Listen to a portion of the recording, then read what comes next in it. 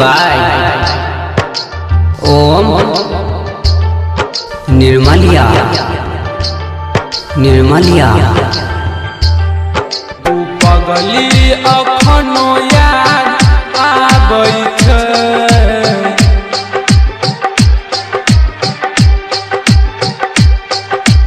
अभी आप सुन रहे हैं जय मां काली रिकॉर्डिंग स्टूडियो फुलपरास चौक से।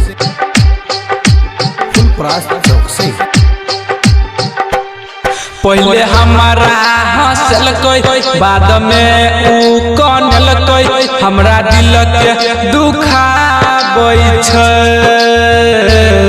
पहले हमारा हंसलकै बाद में ऊ कानलकै, हमरा दिल के दुखाबै छै।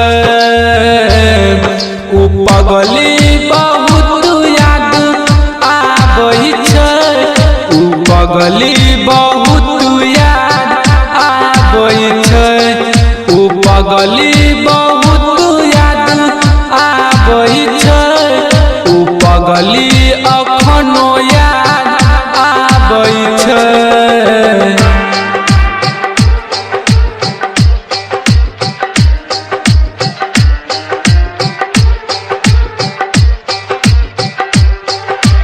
पगली अखनो याद आबै छै। याद ओकर तड़पाबै छै, हमरा ऊ सताबै छै। नींद हमर उड़ाबै छै, नीक न कतौ लागै छै, नीक न कतौ लागै छै। याद ओकर तड़पाबै छै, हमरा ऊ सताबै छै।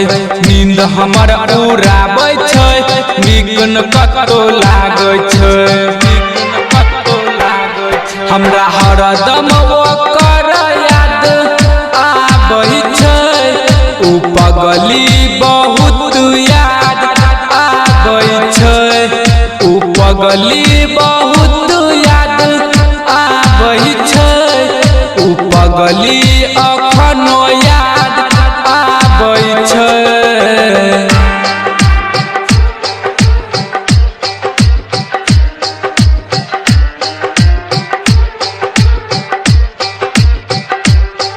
ऊ पगली अखनो याद आबै छै।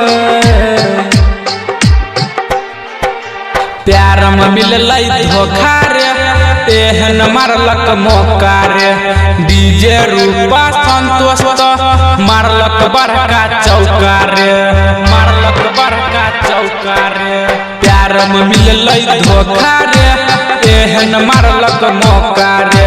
चंदेश्वर दीपक तो मारलक बड़का चौका रे, मारलक बड़का चौका रे। निर्मलिया ताबै छै, ऊ पगली बहुत याद आबै छै, ऊ पगली बहुत याद आबै छै, ऊ पगली अखनो याद आबै छै। जय मां काली रिकॉर्डिंग स्टूडियो फुलपरास चौक से। 91 13 90 67 65।